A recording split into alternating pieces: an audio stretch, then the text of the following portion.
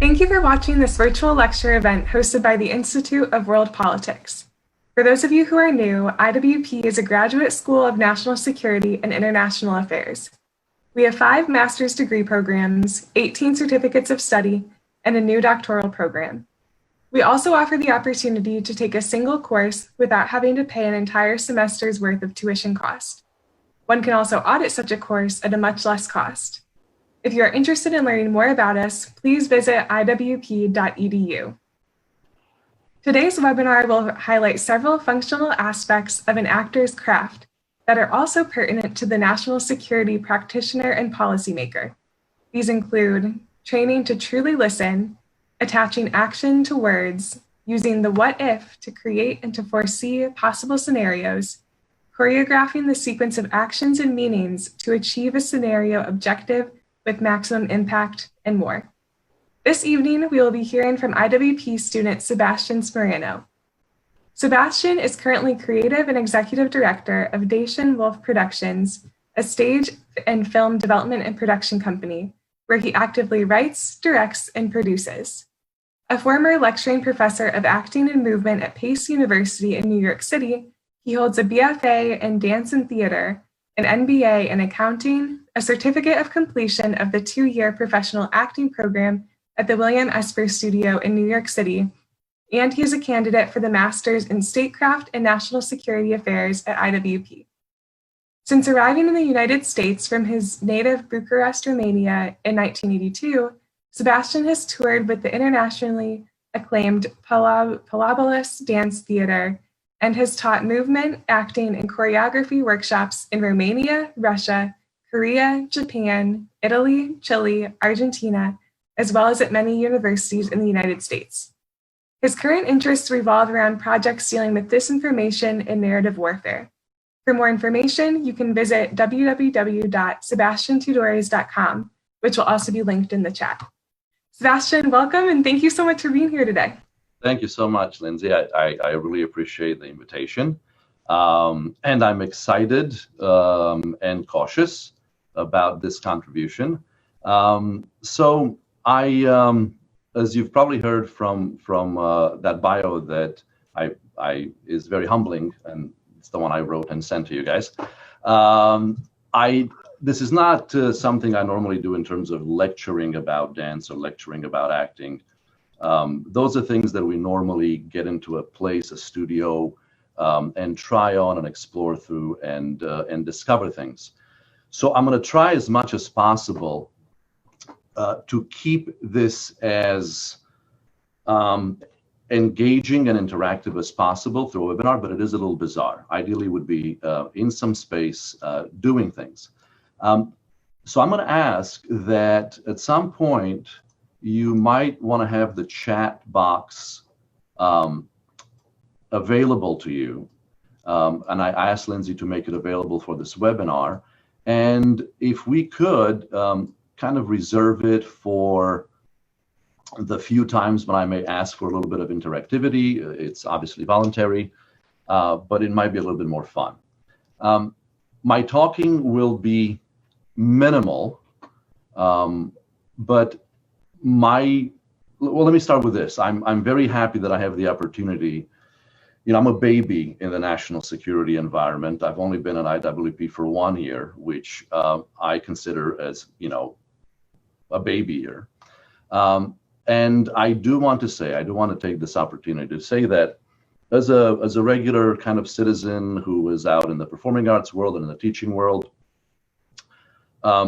a lot of transformations have happened this year, and despite all the tragedy and all the problems that we're dealing with, I do have to say that a couple of good things happened. One of them is that this past year I've started actually sleeping a little better at night, and as a person, the main reason for that is that as I got to meet all of these impressive individuals that work in national security through face-to-face, through lectures, our professors who are also practitioners, webinars, countless webinars that I've assisted, I don't think that the general public, of which I considered that I had been a part on until this last year, and I wish we knew more, I don't think we know enough how there is this incredible group of people that literally 24/7 do nothing but take care to make sure that I can sleep a little better at night. So as a baby in national security, I just wanted to take this opportunity to thank everybody who works in this profession. Also being a baby in national security, I took everything in, and it was a lot. It was a lot to take in, but a couple of little trends started reappearing for me, and probably because of my background, that's kind of where my year went. And I thought when Lindsay asked, if I could take an hour of your life, I thought, what from my background might address some of the recurring issues that I've heard. And two of them have been that we are living increasingly in a uncertain environment, right? Uncertainty is kind of a fact of life, but because things are moving faster and faster and faster, it kind of increases the level of uncertainty, or at least the perception of uncertainty. So how do we deal with uncertainty? And the other piece is, how do we make sure that we are fully present in the moment so that what is in front of us is the same thing that we perceive as being in front of us? And that can go into a lot of places that I'll touch upon a little bit, like biases or kind of false scenarios. So I'm gonna not lecture, but try to give some insight into what it is that acting, and I will also get around to a little movement as well. But what these activities, these trainings that have to do less with the brain and more with the visceral and the emotional part of our existence, what can they contribute? Should they contribute? What would be the advantages? What might be some of the disadvantages? And I will do that by pointing to three things that I hope we have time for. One, I'm going to introduce you to a kind of a foundational exercise that we do in the Meisner Technique. That's what I studied, and I'll tell you a little bit about it. That addresses both being okay with not knowing what's coming next, as well as making sure that you're fully. It's kind of like a situational awareness on steroids.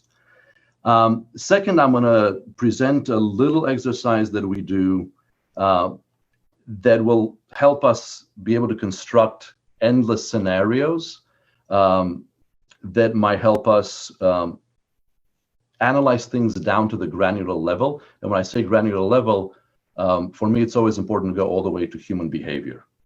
And then the third thing that I'm going to talk about is how may we be preparing for a fully networked world, and what the importance of fundamentals are to that network world. And hopefully some of this will clear up, because it may sound like nothing right now.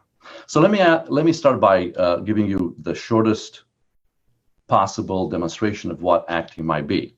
So I'm actually going to ask you, if you could, to try to, wherever you are, at your chair, in your office, in your couch, just try to go through your mind and recall everything that you might have had to eat from the moment you got up this morning till this moment right now.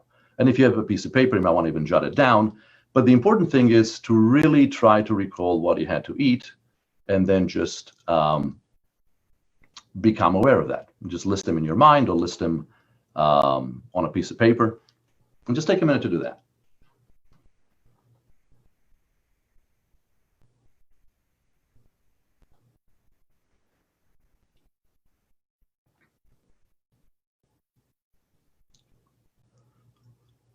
So let me see, where do I see participants? Okay, hang on just one second. Okay, fantastic. So I'm assuming you really did that. I'm assuming you really kind of went back and and so that coffee, and so that, I don't know, whatever it is that we eat. Now, let's try this. Let's try to genuinely hear, really try to hear a conversation between people that is taking place 2 blocks from wherever you are right now. So just think about where those 2 blocks away from you are, wherever you may be right now, and really try to see if you can hear a conversation that some people that are 2 blocks away are having. Really try to do it.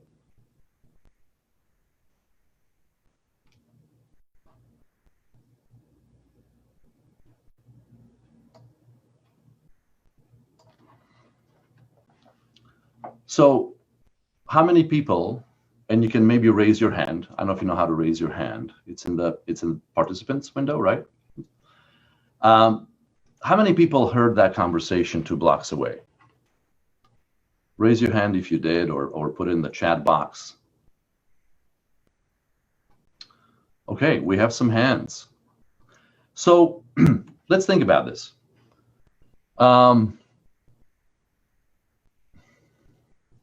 What's important is not whether you heard the conversation or not. I'm going to say that unless you had your window open and you live in very, very short blocks, chances are you didn't really hear the conversation, but you wanted to hear the conversation. I could be wrong. It could be very close.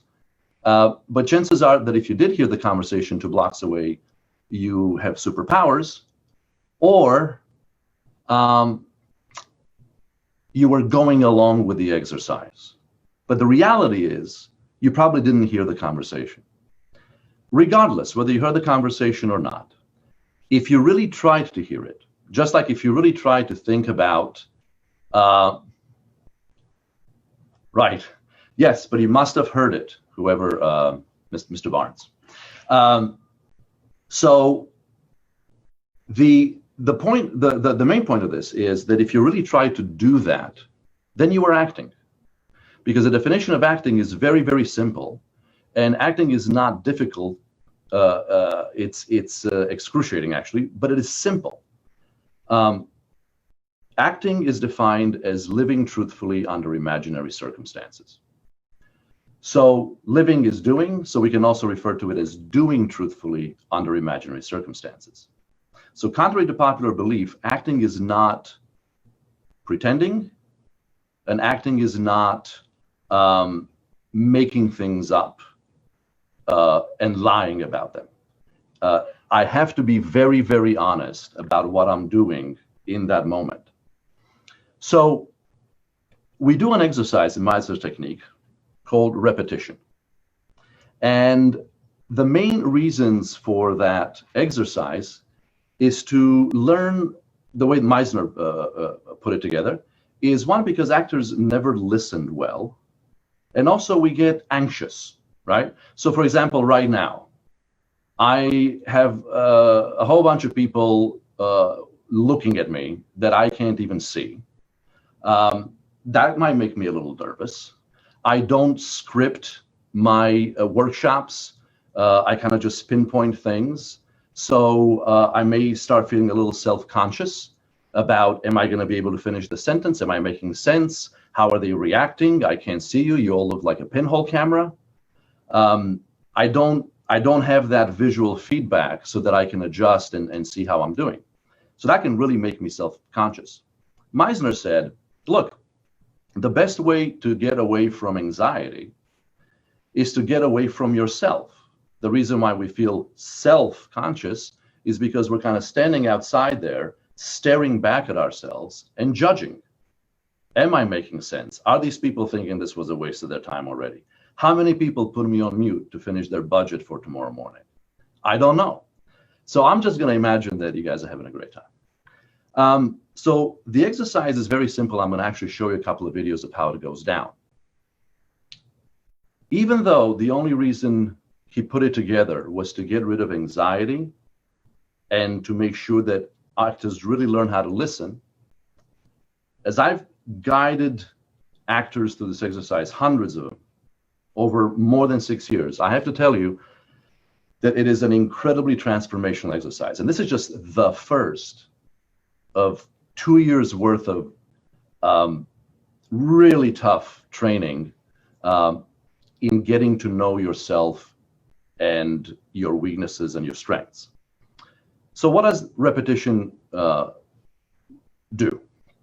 It's very simple. Let's say my partner looks at me, and I'm facing my partner right now. And my partner says, she takes me in, and she has to start with something that is true. So here's a true thing. She might say, you're wearing a blue shirt. And that is true. My job is to repeat. But my job is not to repeat like a parrot. My job is to repeat and adjust it just to make the statement true. So if she says, or he says, you're wearing a blue shirt, I would have to repeat, I'm wearing a blue shirt. And then she would repeat not what she said, but what I just said, but still adjust to make it sound true. You're wearing a blue shirt, I would say, I'm wearing a blue shirt. You're wearing a blue shirt, I'm wearing a blue shirt. It doesn't sound very difficult, right? So let me just show you a little bit of what that may look like. We might have to adjust sound a tad. I'll let you know. Let's see, share. This is a lot of production here. Okay, hopefully you can see my screen. Don't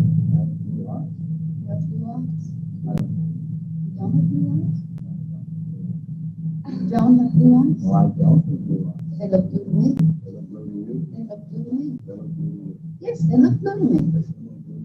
They shouldn't look blue to me? No, they shouldn't look blue. They shouldn't look blue? They shouldn't look blue. What should they look? What should they look? What should they look? Can't you see? Yes, I can see. Yes, you can see. Yes, I can see. Yes, you can see. Yes, I can see. Yes, you can see. You don't believe me? No, I don't believe you. You don't believe me? No, I don't believe you. You don't believe me? Okay, so two human beings trying to really take each other in, trying to connect, and trying to, most of all, listen to each other. So a few things happen. One is you do what we normally do, which is I'm going to wait for you to talk so that I can repeat what I just said. But that would violate the exercise, right? So the point of it is to wait for the other person to speak so that I can process that and then give it back to you. There's 4 levels to the exercise, and I'm just going to go through them quickly, and I'm not going to belabor the exercise. I just want to get to what it does to you. There's the first level of just speaking truthfully, something that we very, very seldom get the chance to do, right? Second, it's what's called the pile-up. So if I repeat enough the same thing that the other person's saying, and she repeats the same thing that I'm saying, at some point, instinctually it's going to pile up, and you're going to start changing it, not from here. The whole point is to get the brain out of it, but from here. You're wearing a blue shirt. I'm wearing a blue shirt. You're wearing a blue shirt. I'm wearing a blue shirt. You're wearing a blue shirt. Yeah, I'm wearing a blue shirt. So that yeah, I'm wearing a blue shirt, that addition didn't happen because I wanted to be interesting and I thought that, you know, I got bored with saying the same thing. I want to change it up, be smart about it. It happened because of an impulse, an organic impulse that wasn't started by me. It was started by the other person, and that's going to be very important. So let me show you what that might look like a little bit later on.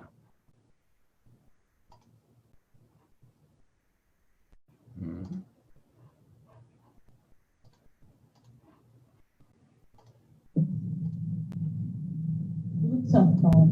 What's up, Bob? What's up, Bob? I look up. You look tough. I look up. You look tough. You got to sit down. Yeah, I gotta sit down. Yeah, you got to sit down. Yeah, I gotta sit down. Oh, you got to sit down. All right, I gotta sit down. All right, you got to sit down. All right, I gotta sit down. All right, you got to sit Well, down. don't get offended. I'm not getting offended. You're getting offended.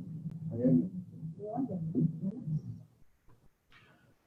So the important part of that is that we start seeing how many layers of everything, words, behavior, gestures, are actually covering the truth of what is happening to me and what is happening in front of me. So I don't know if you caught it, but she called him out on the fact that he was getting a bit defensive. right? And the first instinct that we have is to defend back. So you're getting a little irritated. The normal thing for me to do so I don't feel uncomfortable is to kind of close it off and negate and say, I'm not getting defensive at all. As you go through the exercise, and let me tell you, it becomes an instinctual, impulsive roller coaster. And I've seen people do everything, me included, when I was training, from developing into complete laughter fits, all the way to I'm not talking to my acting colleague for 2 weeks because it got really that intense. And what guides all of it is the search to unlayer the truth of what is actually happening, not just in front of me, but within me. So I want you to look at this next little scene. The sound is there's a lot of back noise. I apologize for that. These are very old tapes, actually from Sandy Meisner's class. I found them. And I want you to see if you can pinpoint at least 2 places where he lies and 1 place where she attacks out of vulnerability because she got attacked. So she counterattacks. And I want to see if you can see that at all. Let me show it again.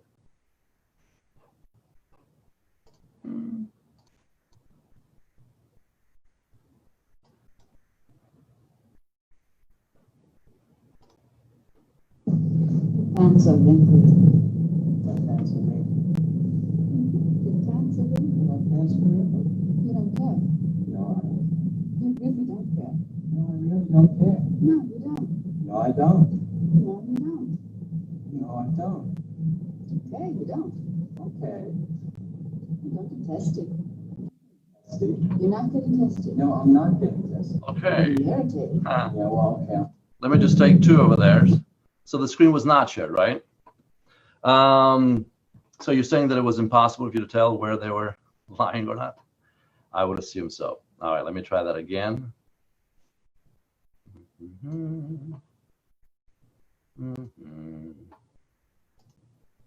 And I think we're going to go for pressing share this time.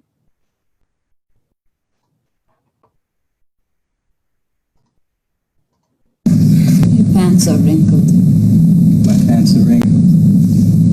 Your pants are wrinkled. My pants are wrinkled. You don't care. No, I don't care. You really don't care. No, I really don't care. No, you don't. No, I don't. No, you don't. No, I don't. Okay, you don't. Okay. You don't get testy. I'm not getting testy. You're not getting testy. No, I'm not getting testy. You're getting irritated. Yeah, well, okay, I'm getting irritated. Okay, well, glad you admitted it.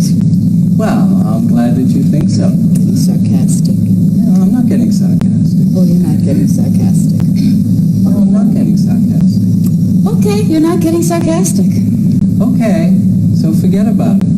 Forgotten about it. Oh, you've forgotten about it. Yeah. Yeah, okay. What's so funny? What's so funny? Yeah, what's so funny? Well, you're kind of funny. I'm kind of funny. You're kind of funny. Yeah? How so? That one. Okay. So did you catch him? Did you catch where it took him at least 3 or 4 repetitions to kind of admit that he was being sarcastic? In fact, I don't think he even admitted that one, even to the very end. We get defensive very quickly. It's how we protect our ego. It's how we protect, our day, our identity, and anything that attacks it. It's very difficult to just like that say, you're right, I was actually being an idiot. Did you catch where she got a little passive aggressive? Some people may argue that that never happened, but I think that her response, if you do this after a while, I think that her response of what's so funny, and she says, well, I think you're kind of funny. If you're kind of just from the outside looking at it, sounds like a regular thing, but my my sense is that it also came from the fact that it took her a little bit off guard, and she kind of came back with almost a little bit of a jab at him. Well, you're kind of funny. So why would you do this for probably about 2 to 3 weeks? And this is really only the beginning. It's kind of like an icebreaker. Why would you spend 2 or 3 weeks doing this with your partner for hours and hours and hours and hours? What happens ultimately is that you try to get a visceral sense of what it's like to connect to another human being, which is very different than a meeting of the minds, so to speak. You know, for example, most of you would go to work if you work in national security, and your professional demeanor in that profession is to make sure that you are sober-minded, that you are able to analyze a lot of situations, that you're able to weigh scenarios in a very rational sense, make decisions based on probabilities or advantages versus disadvantages. If I, as an actor, go to work, then my responsibility is to do before I think, is to act on my impulses, kind of play ping pong off the other person, kind of what we saw in the repetition. And if at all possible, to make sure that I'm relaxed enough and open enough emotionally, unveiling every psychological wound I can possibly muster, so that if I hear a particular line or if I see a particular image, hopefully it'll hit me where it hurts the most, and it will elicit an emotional reaction. So that's what I do when I go to work. So the question is, which one's more human? And obviously the answer is both. And one of the things that I'm looking into as I continue at IWP is, are we developing both of these abilities equally? Should we be? And from what I've heard so far being spoken about, and the concerns and the things, that there's a need for creativity, that there's a need for outside the box thinking, which is a very interesting phrase. I do believe that there is an advantage to making sure that we don't neglect the development of the human being, of the emotional side, of the spiritual side. Technology is solving a tremendous amount of problems for us, but technology is also creating a tremendous amount of problems. But technology is not flesh and blood, as we would say. And ultimately, if I'm fighting cyber, I'm actually fighting some teenager that for some reason was able to get into Twitter, for example, a couple of weeks ago, right? I'm not fighting nuclear weapons. I'm fighting a group of individuals who think that that would be a great tool with which to oppress the entire world. I'm not fighting a government. I'm fighting somebody who orders somebody else for a very specific human reason, that I want you to take these people and make sure they stay locked up in their house. So it's always people. And whether we're doing, I guess what I'm saying is that we have to remember what's a tool and what's the end game. And the fact that if we don't address the human part of it, all we're pretty much doing is just playing ping pong with problems, potentially. I don't know. I was happy to do this presentation because, and I'll give you my email at the end in the chat box. Please challenge me. Please write me emails about why this is of no help, or why this is a, whatever you think would challenge me. I hope that I can hear from you, because as I go forth to bring this approach to solving some of this issue, which is a visceral approach, not a logical approach, I'm going to need the feedback and the challenge to tell me why this is a waste of time or why this wouldn't work, so then we can figure out. But So we learn to connect from repetition. We really learn how to read a person, right? We also say that acting is behavior, not just words. I can say many, many, many things without saying anything. I'm sure we all know that. In fact, there's a short version that you might want to try with a friend. By the way, there are problems in relationships once you start studying acting, because you get really honest and stuff that and really brave about your honesty, by the way, too. So stuff that you kind of hold in because you think it's, I don't know why, starts blurting out at some points, and that would be the honesty in you. And sometimes that's bad. Sometimes that's long in coming. So the three moment game that you can do to try to see how good you are at reading people.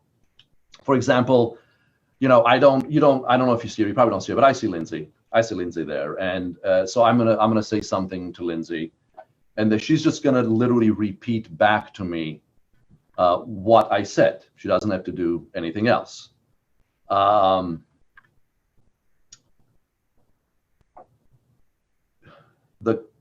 color of your wall is ridiculous. The color of your wall is ridiculous. Great. So the third moment would be, so that was the first moment. It was the color of your wall, but that's okay, right? And I don't think you can see her, but she said it a little bit pan-faced so as to not derail her professional demeanor, which is always there. But what I could see from her is that she didn't really like what I said. So the third moment for me, instead of repeating that, would have to be, what is in front of me? I know what I'm hearing. I know what's going on, but what is really going on in front of me that I'm not calling out because I'm distracted by what she said? So the color of your wall is ridiculous. The color of my wall is ridiculous. My third moment would have to be, you didn't appreciate what I said. It's a great little thing to do anywhere with anybody that can really educate what effect our language, what effect our demeanor, what effect our actions have on those around us. Not to speak of the fact that, when you're speaking, when you're having meetings with, with adversaries or competitors, as we sometimes call them, then, we all know that we can hear one thing, but that doesn't have to mean that that's what is being done. So we connect. We learn how to read a person. You really learn how you affect other people.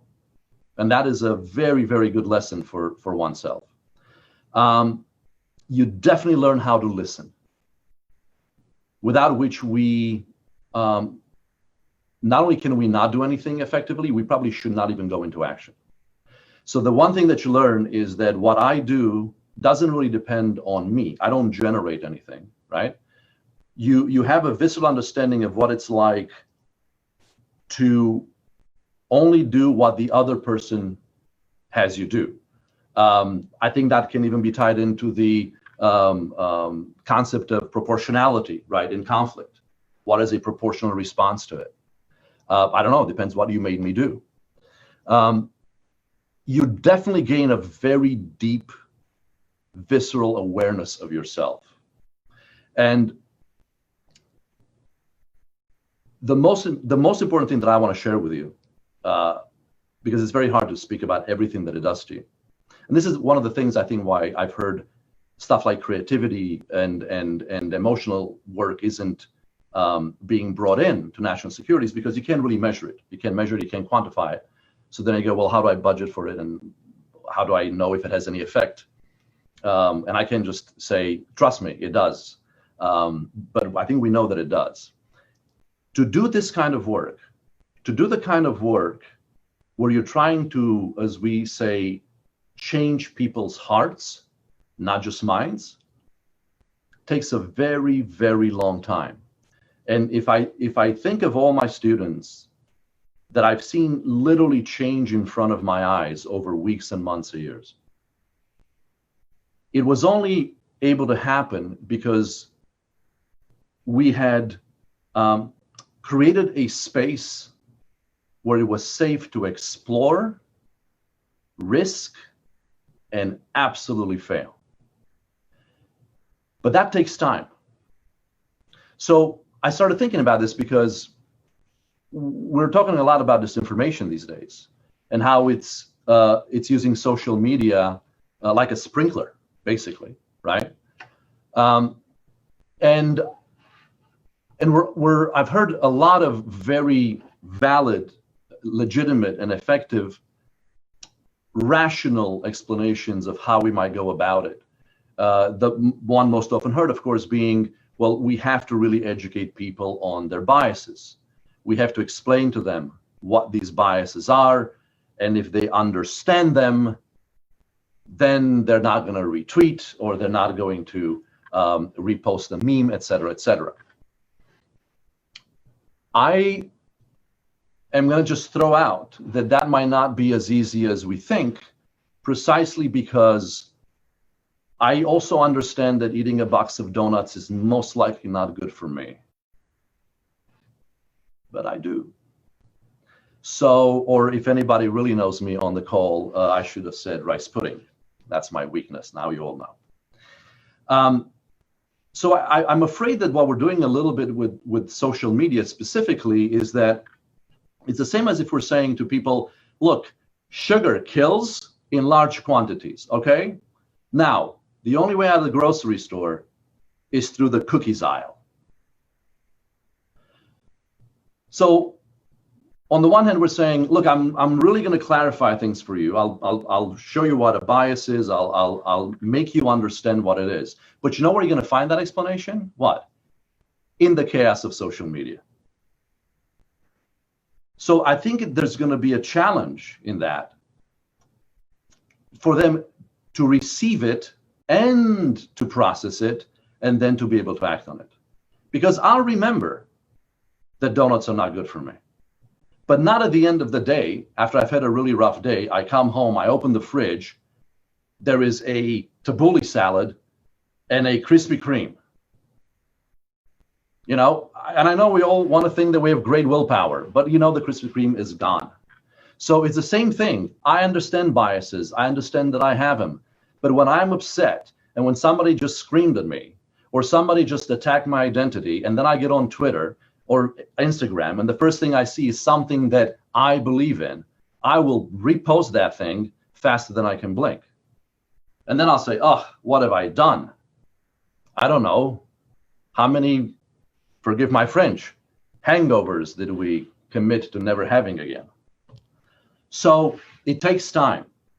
And I see, or I'm thinking, and again, I would love to hear your thoughts on this. I'm thinking that part of what we need to do is also make sure, thank you, Rachel, is to make sure that we do not forget to create the space. I don't know how you can create space on social media, but I am a little bit concerned about the fact that, you know, we have, and I don't want to sound naive, but everything does kind of, you know, obviously need money to be done or run, or does it?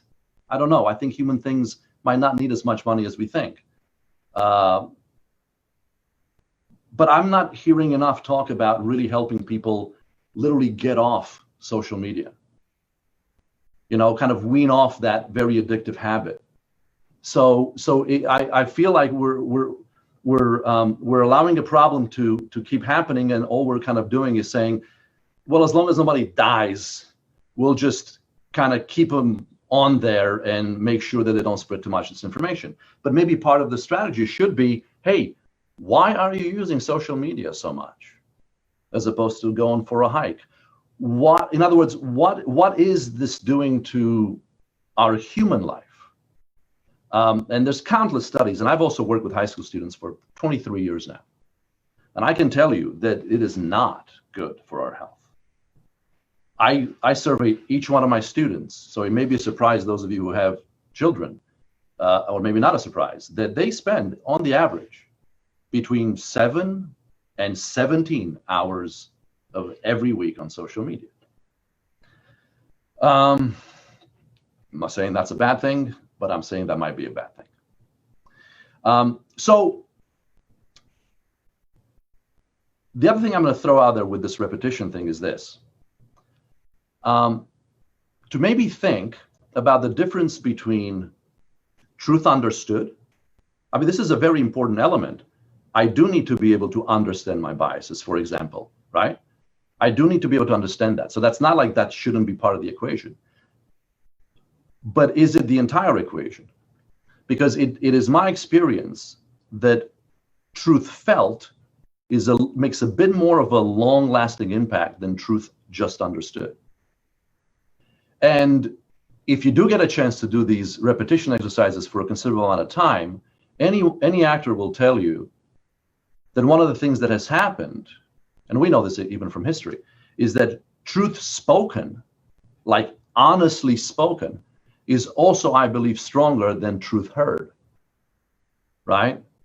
Re-education programs, the Pitești experiment, for example, in Romania, if anyone is familiar with that, or any authoritarian regime that makes you sign a confession or tries to re-educate what you believe in, wants you to say it. They want you to say it because once you say it, that impacts you differently than if you just say, yes, I agree with you, but it doesn't come out of your mouth. There's something that truth does viscerally that when spoken can literally take you down to your knees. In movies, we call those the climaxes, right? The points of catharsis, where it's all that pent up energy, and then you speak the truth. And the truth might set you free, but it would be likely, on your knees crying, bawling your eyes out, because you've never really felt what it's like to speak the truth. We do that very seldom. Very seldom do we do that. So that's about that little exercise. I want to show you quickly, and I'm not going to get to everything. I'm pretty sure I said I don't lecture, and I might have lied. Justification. This is the other thing that actors spend a lot of time doing. And this is now a little bit more of a mental exercise, right? Where you're asked to justify every action that's happening. And I'm going to show you a very quick little fun exercise that we used to do that deals with nursery rhymes. We've taken nursery rhymes. So let's take, where's that nursery rhyme? I think it's this one. Okay. Do you see it? Yeah, everybody sees it? Great. I don't know, do you see it? Yes, I think we do. So it's eeny, meeny, miny, mo, et cetera, et cetera, et cetera. So what we would do is let's say, look, you have to take this text. And let's say you're in a group of 4. And you have to create around it a scenario. And that scenario has to have believability, right? So it can be like, I just landed from the moon. No, it has to really be believable. And it has to be airtight in terms of whether it makes sense or not, right? That is a lot of the work that we do aside from the emotional work. How to justify absolutely everything. William Esper, I went to the Esper studio in New York City, which is a phenomenal school. Not because I went there, it's just a phenomenal school. That's why I went there. But Esper used to say that actors need to be amazing at justifying. So what can I do with that text? What can that text mean? And I'm just going to give you a very quick example because I do want to get to some Q&A. And I still want to show you a couple of videos. Let's say it's 4 people. What could the scenario be? I don't know. Maybe it's 4 people in 2 groups of 2 and they're meeting each other, right? So they're going to shake hands and they're going to introduce each other. Eeny, meeny, oh, I'm miny, mo. And you can't add any words. You're just going to have to go with that, right? But that first line could also be, for example, 3 people getting interrogated. And the interrogator says, eeny. And the other person corrects him, meeny. Miny, mo, you see? So you could play around with these lines as long as they make sense and as long as you could justify the entire story. It is very difficult to do. It is very difficult to do because you look at that text and you go, well, none of it makes sense. But when you get good at it, you can create something out of it that was never there, right? It's almost like organic chemistry. You know, you've got two molecules and all of a sudden you put them together and that third one you would have never thought could happen. So why would this kind of thing be important? We craft as actors to the level of moment by moment behavior, right? So I was thinking, and again, I welcome criticism on this because I'm a baby in national security.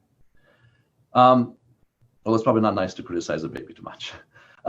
So I was thinking if for example, you have an Iraqi young man, and you drill down in your analysis of what you might want to do or how you might want to approach moving into that village or moving into that city, into that town, because I understand there were some problems early on. And if you have the ability to say, how will this affect not the people in the town, not that community, but what about that one individual? And I think people that work with radicalization probably already know this. What about that young man? Let's say he gets up in the morning and you're able to kind of go along with him, not think about it, but feel it, feel your way through what that might be as he gets up in the morning, sits on the side of the bed. Maybe he turns around and the first thing he sees is that little book on his little table. It's an American book given to him by a special operations member as they went through town. And they had some kind of a conversation and the kid really wanted to learn English and our soldier left the book behind. What's that going to do to his day? And let's say that that day is when he's supposed to go and give an ultimatum to his friends of whether he wants to be recruited or not.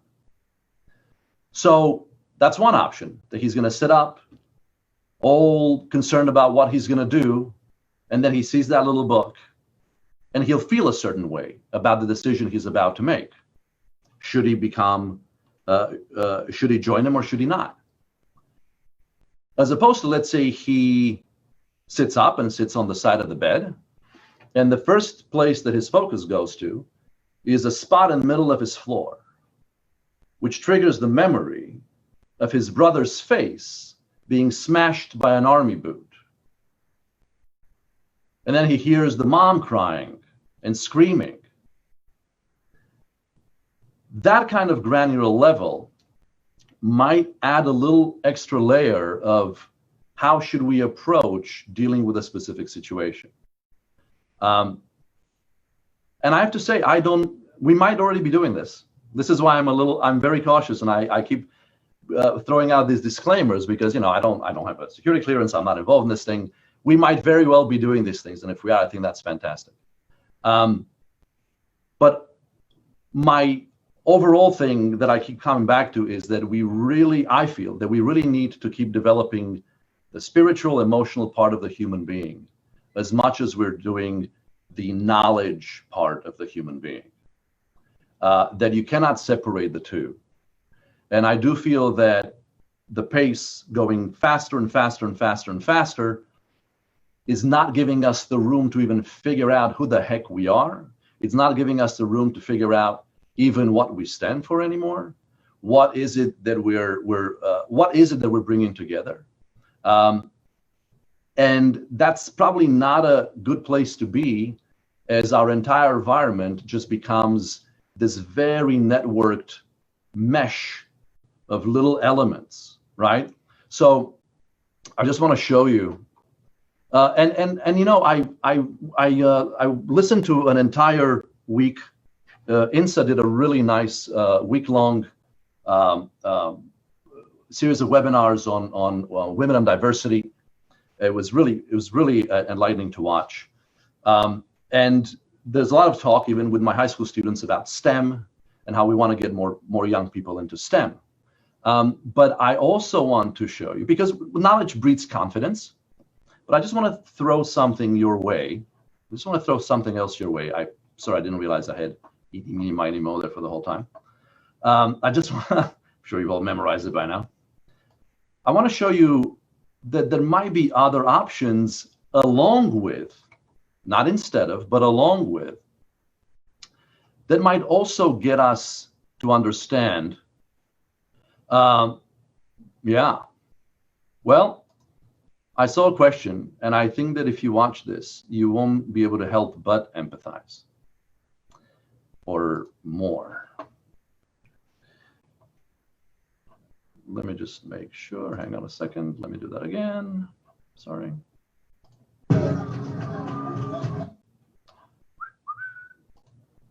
Okay, I was good.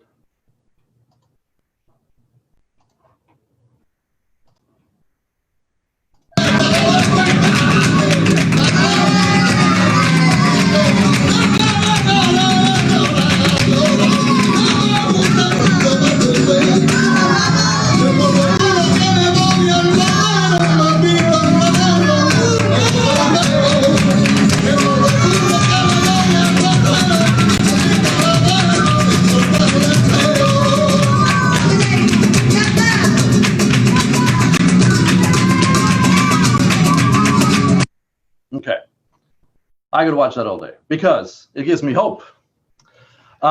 So the reason why I wanted to show you that is just to kind of point out, just to kind of point out that what sets apart these emotional developments as opposed to the rational and the logical developments is that, if I play with Legos to become more creative, as an analyst or just as a person, I'm going towards a finite objective. So it's not so much creativity, if you ask me, as ingenuity. What can I do with this set of Legos? I can put it this way, I can put it that way, I can put it that way. But it is always towards a finite objective. What sets acting or dancing or any kind of this internal, not emotional, non-rational exploration aside, is that I have an open gate in front of me. So I get to know myself, and I get to know what I can do, not by finishing tasks, but by exploring how far I can go. And it never ends. So you have this kind of never-ending continuum of trying to find yourself. And I know it sounds poetic, but poetry is nice. So lastly, this is kind of fundamental. And these are things that don't take a lot of money to do. In fact, that I might take any money to do. And I feel it might behoove us to, because I did hear a lot of people in national security be concerned about the lack of creativity or the lack of empathy. Somebody just mentioned empathy. If there's an accident on the side of the street, we will stop and look at it because empathy just means that can happen to me. To kind of answer your question, Anne, right? That can happen to me. That's why I'm really attracted not in the sense of like, oh, look how awesome. Oh my God, that could happen to me. You could have been in Beirut today. We're not, but you could have been. And if we don't take the time, it's just going to be a box. Oh, look at that event in Beirut. And if we don't have the time to say that's not an event and go granular on it and look at what happens, and again, maybe we are doing that. But I think in general, you can't. It's impossible to do that at the pace at which we're kind of driving everything in society right now. Technology is a tool. So I think part of our responsibility is to make sure that that tool is used to accomplish what is good and what is aesthetically or meaningfully beautiful and what is actually truthful. Not just, sometimes there's some brilliant people doing a lot of brilliant things, but sometimes you just kind of have to ask, why are you doing them? Do you have to do them?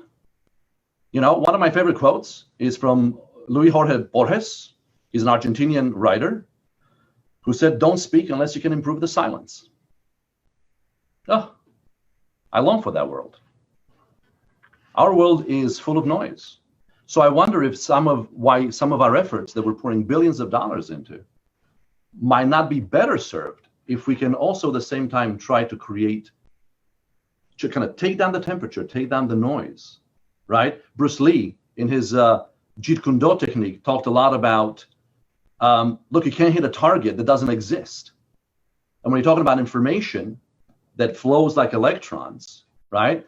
I'd rather look at a Jeet Kune Do and I'd rather look at Aikido, which deals with how do you take things that are already in motion going where you don't want them to go and guide them into a better world, right? A better spot. Aikido means the spiritual path to love, but it'll kill you. So we have an hour. Is that true, Lindsay? Great. So let's go I'm going to shut up and let's go for those 4 minutes of a Q&A. And it might just be a Q and no way. Okay. I'll let you take over. One question, how or do you think that social media could be used to either find truth or used for good? I think it's already used for good a lot. I forget the exact name, but I mean, there's July 30th was National Child Trafficking Day, I believe. So you can organize a lot of great things. The nice thing about social media is that people can communicate, right? That's what we were kind of pitched on. Hey, wouldn't it be great if all of us can communicate? No, I don't think so. I'm not sure why people thought that everybody talking at once was a good idea. However, it's not social media's platform fault, just like it's not cocaine's fault, right? And I don't mean to accidentally put those two together. There have been studies that say that when I see a like on my post, it activates the same chemistry in my endocrine system that cocaine does, right? So, and it's not like they didn't know that. So it's on to us to educate people, to educate. I don't tell people what to do. I was born in Romania under Ceausescu, under communism. I will never tell somebody what to do because I didn't like it at all. But we can create that space for them where they can struggle to finding, thank you, Anne. Lindsay, not even me. Where they can find that truth, where they can find who they're about. But we're not going to find out who we're about on social media. I have to be honest about that. To find out who you are, you need quiet. To find out who you are, you need space. And to find out who you are, you need unobtrusive guidance. Unobtrusive guidance. And here's where I'm going to lose like half the people, which you're either going to find reading philosophy or in religion. I don't think you can find it on social media, no matter how well-intentioned social media is. And it's really shouldn't, we got to do the hard fight. We have to do the hard work. We're always kind of taking the shortcut. Oh, the world's going to crap. Great. How can we flush the toilet? Instead of trying to say, and my examples are getting more and more academic as the webinar goes on. Instead of saying, why are we creating so much of it to have to flush? And that only comes from here. And I go to Solzhenitsyn's quote, right? That the line between good and evil is through here. Yes, I did listen to Voice of America. Yes, I did watch Dallas. Yes, I do think Larry Hagman has a point that he can take some credit for the fall of communism in Bucharest. And yes, music does reach you at a visceral level. art reaches you at a visceral level, and it is a very good complement to all the other brilliant stuff that we're doing right now. I think that's my point. What do you say, Linz? Is that, yeah? Yes. Well, I think that's all the time we have for today. Right. Sebastian, thank you so much for joining us today. It was so great to hear from you. Thank you to everyone who tuned in on Zoom and on Facebook. For those of you who are interested in attending other upcoming webinar events, supporting IWP, or applying to one of our graduate programs, please go to iwp.edu. And thanks again, Sebastian. Thank you. And again, please get in touch and grill me, ask me, challenge me so that I have something to do this coming year. Thank you.